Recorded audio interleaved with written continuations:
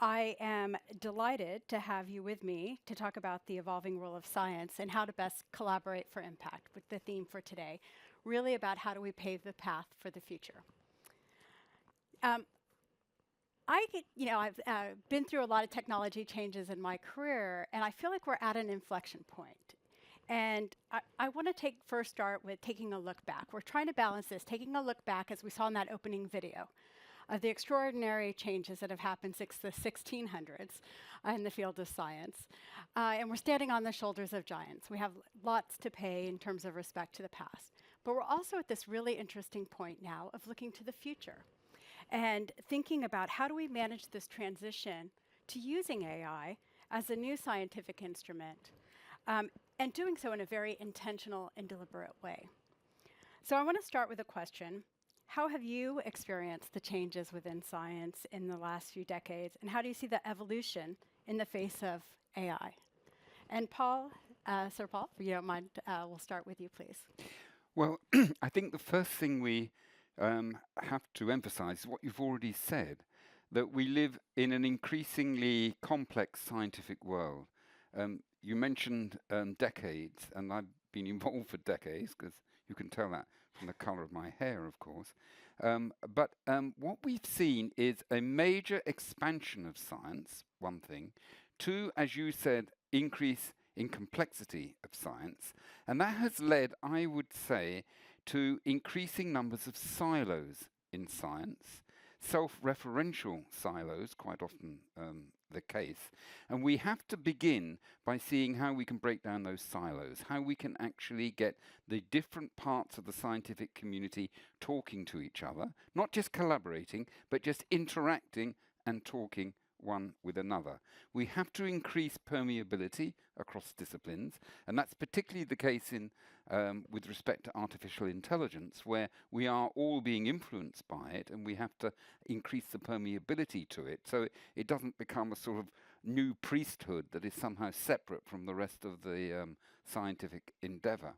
So there are a number, what I might say, sort of social science aspects to this, of actually getting a better working community, working across disciplines, working across different types of organizations, which I'm sure we'll bring up, from universities through to industrial and commercial organizations. And that requires not only the will, including the political will, but actually us thinking carefully about how we talk to each other, about it, how people who are trained in different ways. If you're a doctor, for example, it's quite hierarchical. And aren't you grateful for that? You go and have an operation. You don't want to be experimented on like a molecular biologist like me. And yet we expect, by mixing different disciplines together like that, different people, it'll work. We need to work at it because it doesn't always work. We'll get on to more of that, of what we can learn about how to structure and organize for that. But maybe next we'll go with Dame Angela. How are you thinking about where we've been and now at this point, looking forward of where are we at with the transition, and how do we need to be thinking about that transition? So I think what I see is that we've sort of come through the revolution of big science and the centrally organized projects, had a very clear purpose and sort of run more or less in a command and control way, to this fantastic sort of distributed collective that put together all the data that was required to build AlphaFold. I was very pleased that Paul called out the data curation effort that went behind that. And, I mean, if that's not big science, what is? But it wasn't run as a single centralized project. What it did have was a very clearly stated question. How does this DNA sequence make this shaped protein? And so clearly articulated that you could actually run a competition and say, oh, this one's better than that one. And I think that is the thing that we're going to be absolutely searching for, is what is the question? How do we define success? And then how do we make sure that people can gather around that question? I thought Paul's points were really great about we need to find new ways of contributing together. And I thought Fabian raised very importantly the issue of language in that. maybe just really quickly between the two of you, how do you, with having such, yeah, you mentioned the silos and the questions, do you think, how are you seeing those questions come about? Are people agreeing, coming from different disciplines Well, on that the depends. questions Yeah. that need So to be I asked? think you can split disciplines into the disciplines where what are the open questions are decided. So, last night it was all very clear that lots of people around the table thought it'd be great if we solved the Riemann hypothesis. So maths, physics, they're basically just this set of questions, and if you solve one of them, boom, Nobel Prize. And then things like biology, where there are not so many sort of very clear-cut, this is something everybody knows is difficult and everybody but basically if you're not working on that, then you're not really a very serious biologist. Biologists much more, I don't know what the word is, flatter, more democratic. There just are a lot more. There's, I don't know, if there are even countably many open questions. There are a load of anarchists, that's the real problem. So I think, so amongst the anarchists, picking the what should we work on together is going to be, that itself is an interesting problem. Well, we'll probably talk about focused research institutes, for example. I actually think in biology, at least at the discovery end, and that's something else we may want to talk about, we need more unfocused research organizations, if I can put it that way, to deal with the fact that we have a diversity of problems, a diversity of people doing them. And what we have to do is to let it all out there, but capture what actually works. And we have to think about the capturing as well as actually the generation of that knowledge. Well, Ilan, you're at the forefront of some of this with ARIA. And how have you seen some of science evolve? And you're trying to redefine how this approach happens now as you're thinking about the future and the way that you're organizing. Can you maybe share some of your thoughts as well? Sure. So for folks who may not know, ARIA, the Advanced Research and Invention Agency, is a new R&D funding agency set up by the UK government and funded by the UK government. And the mission is ambitious, but actually pretty simple, which is build on the incredibly rich ecosystem of scientific research talent and capacity in the UK, and in some cases beyond, to try and go after breakthroughs which may be far-fetched or hard to achieve, but if they work, they would have really profound consequences to the future of the UK and humanity writ large. And there are aspects within ARIA that I think really are based on some of what Paul said around mixing disciplines, and Angela in terms of connecting the dots and asking the right questions. I think the thing that is probably most central, and it goes to your question around, thinking about science and breakthroughs since the 1600s, even though we have changes in thinking about how science gets funded, where the institutions are, what are the questions and infrastructure we're asking, there is one thing that stays constant, which is ultimately innovation ends up being a pursuit by people, for people. And so the idea of recognizing that actually at the core of this is who are the people doing the work, what are the environments and incentives, what's motivating them, and who ultimately is going to benefit from the work is something we think about a lot. It's interesting in your answers, all of you have talked a little bit about how we're at this point where the technology, AI may become a new scientific instrument, but it's really how does it help the human potential in this role, and the challenges too of how we organize, which, as a chief operating officer, I have to think a lot about this, of how do we focus on how we organize ourselves to maximize the impact in the face of all of these changes. And it is interesting, I think, Paul, as you mentioned, kind of the internal silos of where and how do you break those down or foster the permeableness of that, and bringing diverse voices to the table and different perspectives, global expertise in. It's like this marriage of different perspectives. We're all in different roles where we're trying to balance both the tensions and the opportunities. And I know we have quite a few people in the audience who are thinking about these same things. You're all in interesting roles where you have to think about both the internal and how you coordinate with a larger ecosystem. So I'd like to understand, what are some of the best practices that you have and that you can share with us on how you're organizing, how you're thinking about organizing for impact, things that we might be able to take away and experiment with our own organizations. Ilan, I know you're doing some really interesting things, even with how you're thinking about how to organize the programs. Maybe you could start there? Sure, yeah. So I mentioned sort of this people at the heart. The phrase we use often is people, then projects as our approach for ARIA. And the basic thinking behind that is, when you think about how we fund research for society, it's very easy to fund the well-known problems, and it's very easy to fund the well-understood disciplines. And so a lot of our baseload funding goes to those things. But ARIA was really set up to do something different. And so how do you cut through that and do something different? I like to say if you want to do something different, you need people who will see things differently. And so for us, the approach starts with a set of scientists and engineers that we recruit into ARIA for a limited term of 3 to 5 years. And their job is actually to develop a thesis very specifically around where we can mobilize not one researcher, one discipline, one institutional type, but what I like to think of as a constellation of research projects that together can cross TRLs and disciplines. Wait, what's a TRL? Technology readiness levels. It's actually not something we like to talk about because you want to mix these modes, but can cross these things, but in pursuit of a really focused target. And so, some of the examples of that, we have a couple of programs that are very much thinking about innovation in AI itself. Suraj, one of our program directors, who's an entrepreneur, electrical engineer, his insight that drove the thesis of his program, which is called Scaling Compute, it actually goes to some of the remarks earlier around how do we scale the compute given the resource demands and the geopolitical constraints.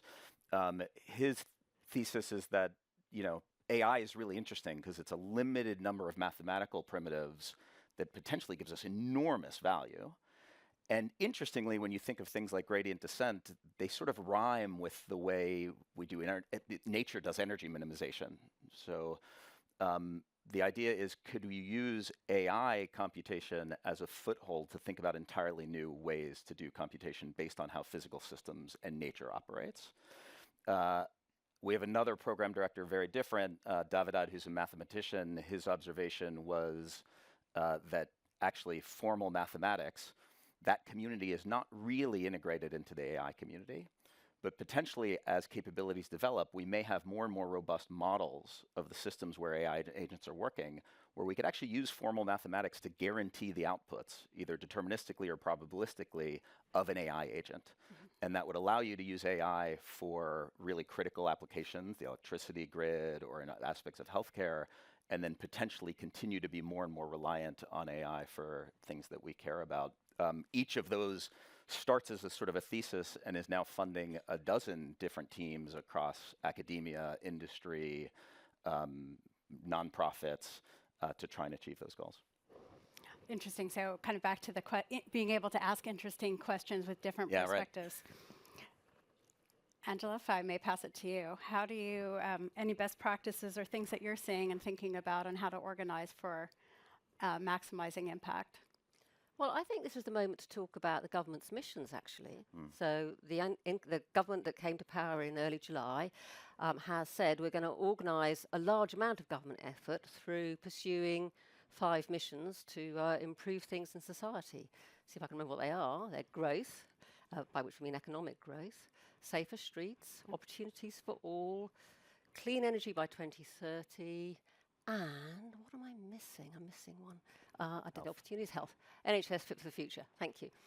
And I think those actually are a good place to start. So if you don't work in Whitehall, one of the things you should realise is that the sort of natural comfort zone in Whitehall is in my department. So it's quite siloed. Not completely. And at its best, it's not. And one of the aims of working that way is that we should look at the problem and pull from whichever department can help solve that problem. I think that for this set of techniques, the questions that start to arise from the missions should be really interesting motivators for the work that needs doing. And actually, I'm going to put a plea out to this audience. I think what you will hear from my lovely colleagues in Whitehall are some really sensible and perhaps sort of quite limited questions. So I think, for example, the Safer Streets mission is probably going to come up with a call for let's have much better maps of crime. Let's use AI to gather all the information we've got about where crime happens. And that's good, that's fine, I think that'd be a good thing to have. But I think it'd be really great if people in this community would help us, government, lift our heads up and think of something much more ambitious. And you'll do this much better than me. The one I was thinking about last night was let's have some really good predictors of crime. The real life example is that certain police forces know that on the night when the local sports team loses, after the pub's shut, there's a set of women who will get beaten up when their husband gets home. So what do they do about it? You send a policeman round who's then sitting at the kitchen table when the husband gets home, so he goes to bed without beating his wife up. It's a win. But we could surely do better than that. And I was challenged last night. Well, we know this isn't, the outcomes aren't always great when we do these things, so we have to have a real debate about, well, if we had good predictive models about crime, how shall we use them? And how shall we guard against the biases that will inevitably be captured in them? But I think that over and over again, what I'm hearing coming out for analysis for the missions is good, doable stuff. And I think we also need people to say, yeah, please do that. But balance the electricity grid. Difficult problem, needs doing. But also, and then please tell us what are the but alsos that we should be thinking about. And how do you create that space for yourself as a leader to go from the day-to-day to think about some of the higher level questions? I walk out of the office. And I go places. So in the summer, I used to literally go and lie under a tree in the park because, well, you know, that's a good place to be on my own. I've got a plan for the winter. Actually, I'm thinking I don't know if I can find some way of getting into Westminster Abbey without queuing and then paying. But I'm thinking that would be a nice place to go and sit. Okay, well, maybe somewhere in the audience someone has an idea for you. Yeah, yeah. So, but I mean, I think we all know that sort of internalizing and sort of chewing ideas up and things is work and requires time. So I sort of rather militantly make that time. Yeah, and the space, finding the space that to think about these bigger topics. Paul, what about you? Best practices, how are you thinking about organizing? I mean, you've got a couple of different hats you're wearing. Well, I think science has commonalities, so let's start with there, and then we will look at the diversified nature of delivering it. I mean, science is an activity, it's the pursuit of truth, it relies on evidence, on data, on reasoned argument. Mr. Trump, remember all of those things in the coming weeks, please. But it is different in the ways that it operates, depending where it is on the spectrum of discovery versus application. And that sometimes is missed by our political masters. They can mix it all together, understandably, because discovery is anarchic, as I said. Applications are more directed. And that leads to something that's more bottom-up versus something more top-down, sharing the ways in which they work, but also operating in somewhat different ways. What else is commonality is they all require excellent leadership, both scientific and managerial, not necessarily always in the same person, but we need both. What we don't want is scientists who are third-class business people trying to run it, or the reverse. Secondly, we need proper finances. We haven't talked about that, and that's really important. What I've called proper end-to-end funding. That is looking at the total cost of a research activity rather than simply a more limited direct cost, and that's important. And thirdly, which reflects partly how I started, the diversity of different organizations that we need to actually produce the whole spectrum of activities.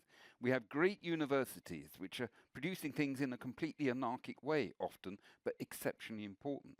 We have great institutes which can sometimes be rather unfocused, like the institute I run, or very focused, depending on what you want to deliver. And then, of course, you have commercial activities which are bound to be more focused because they're trying to deliver. And we all have to be tolerant of one another, permeable with one another, and actually delivering all that endeavor. The danger comes when we think there's only one way to do it within that spectrum. And the key word is diversity in approach across the board. Hear, hear. And how do you, since I asked Angela a personal question, if you don't mind my asking, how do you make sure that you get diverse perspectives, not only the different hats that you wear, but are there things that you do, Paul, to make sure that you're not ending up with too much insider bias? Paul, do you have any thoughts, or Ilan, on that? On diversity and how we bring it? Yeah. Well, it's more straightforward in the institute I run because I abolished departments and divisions. You can't do that in the university because you've got to teach something, you know. I mean, it's just much more difficult. I mixed up everybody together so that you're not just next to people who do things similarly, and introduced turnover longer than 3 to 5 years, but for the majority, younger career group leaders, 10 years, maybe 12, and very tough review for principals like me, which means you introduce turnover into the organization, which is a danger in these sorts of institutions that tend to get ossified. So, and the final thing that we did, which is different, is to provide very high quality technical cores that share everybody, that serve everybody. And that's something which industry does, but universities have been underfunded and find it very difficult to do.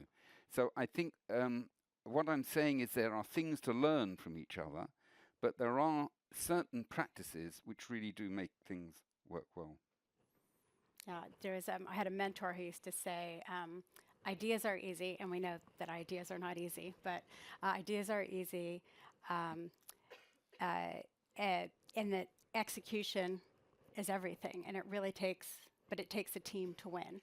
So I think your point about manager, how do you bring people together with a shared context, asking the right questions, and being able to really push some of the ideas forward to make sure that they execute. And just to repeat what I said a bit earlier, mixing people up and using social scientists to help us. Yeah. I mean, we need advice, we need help, and we sometimes sneer at that, and that's a mistake. And actually, can I jump Oh, in please. there and Yeah. speak up for social science? I mean, I think it's of course it's incredibly attractive to use these very, very powerful tools to address natural science questions. But I think also we should be thinking about, perhaps you should be thinking about, how can we use these tools to completely revolutionize social science? We've got so much data now about where we are, what we spend, what we claim to like. And as the point Ilan made at dinner last night was, well, crikey, couldn't we do something a bit more useful with it than we actually do? Of course, he doesn't say crikey because he's not a Brit.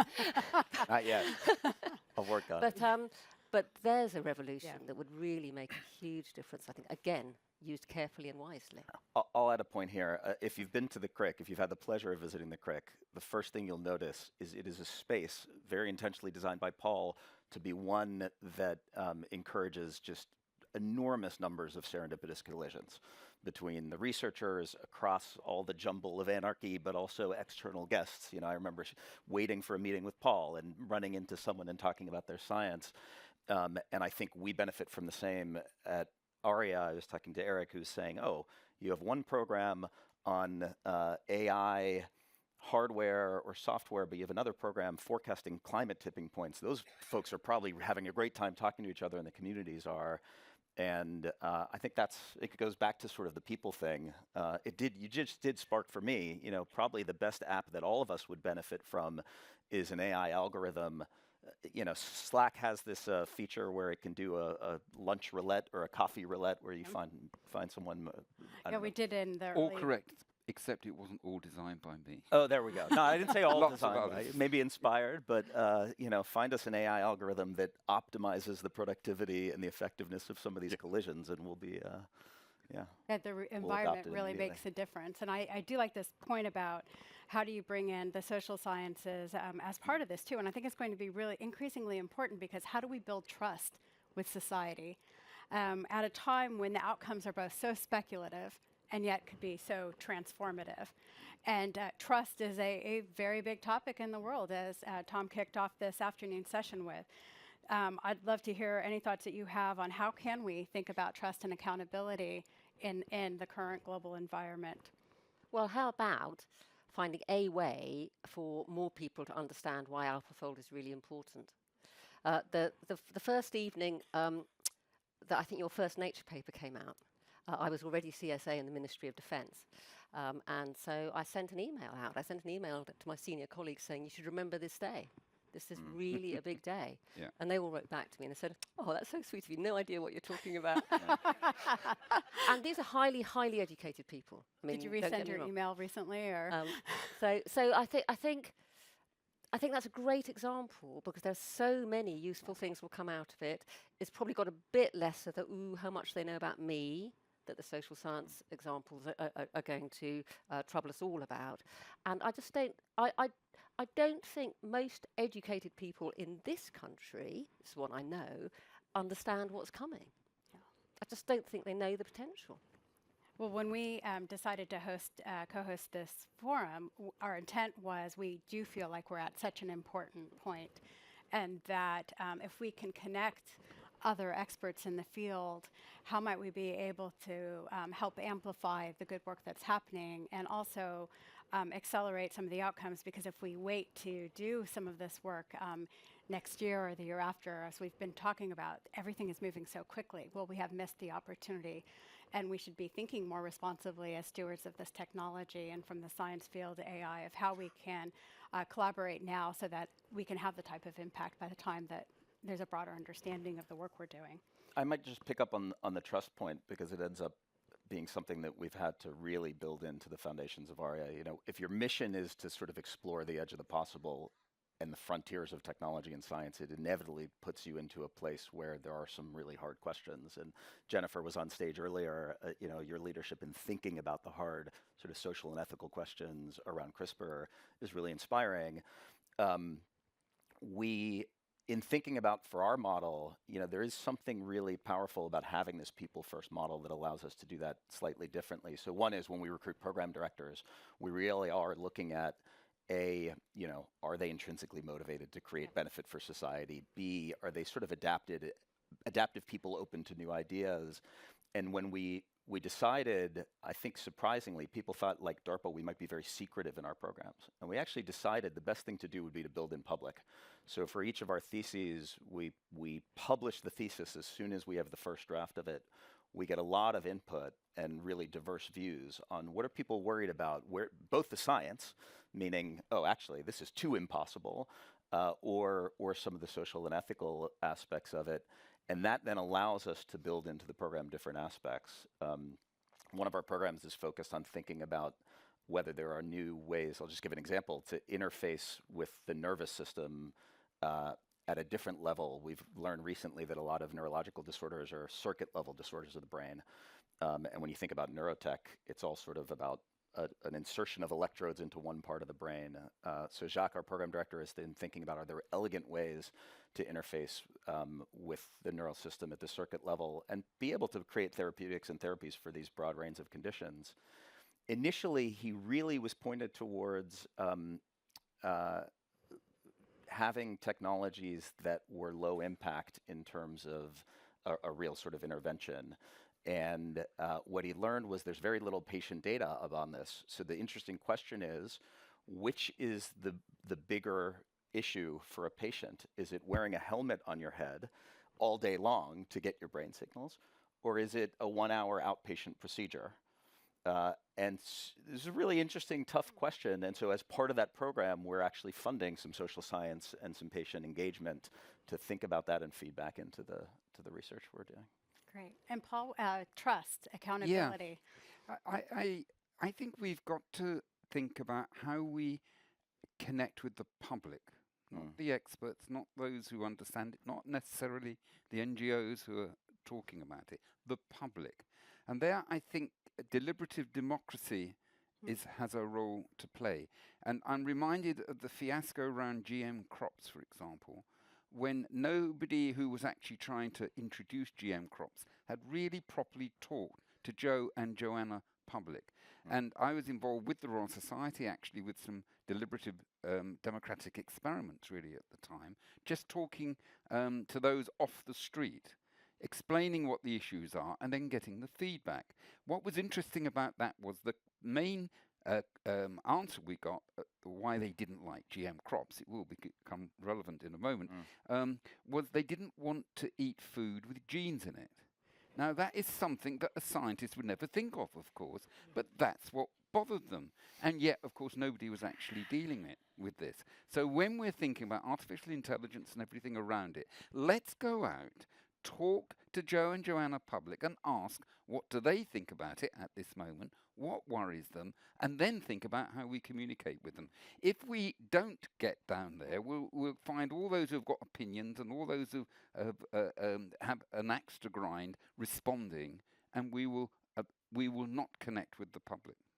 So meeting the public with where they're at and helping to bring bringing the expertise, hearing what they have to say, and bringing that in so that the technology, the research, the science happens with them, not to them.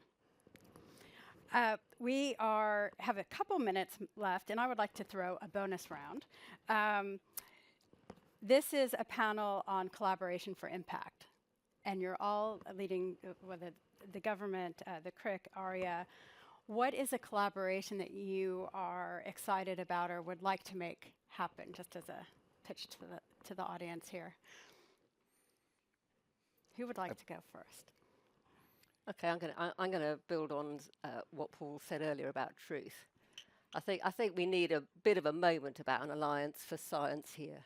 Not all truths have equal value.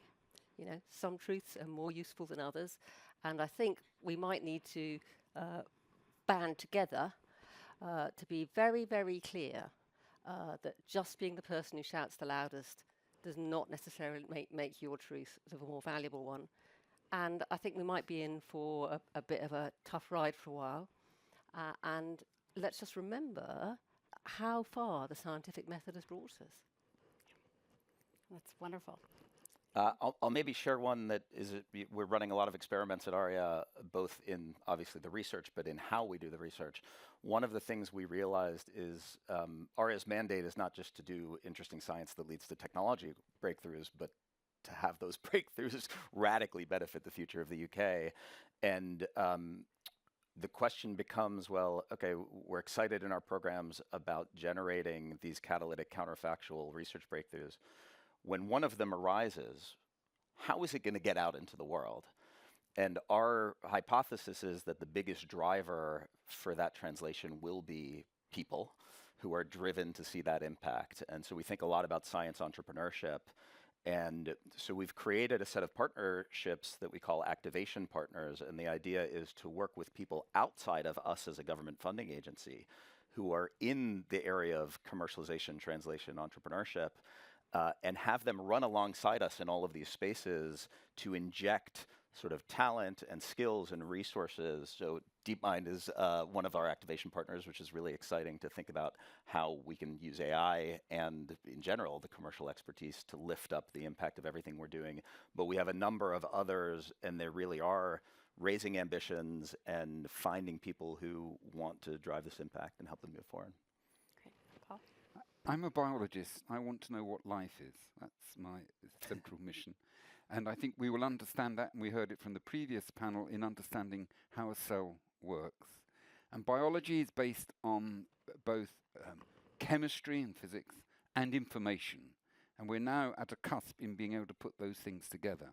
But we have to move on from where we are at the moment, because biology generates often small data, unstructured and unrelated data, and we don't yet have the methodologies or the ways to properly do that in the same way as we can with large language models and so on. We need an advance in the way we think about artificial intelligence to be able to interrogate the small, muddled data that people like me produce and turn it into a broader understanding. I think we have a possibility there if we get information working properly with the molecular biologists, the molecular geneticists.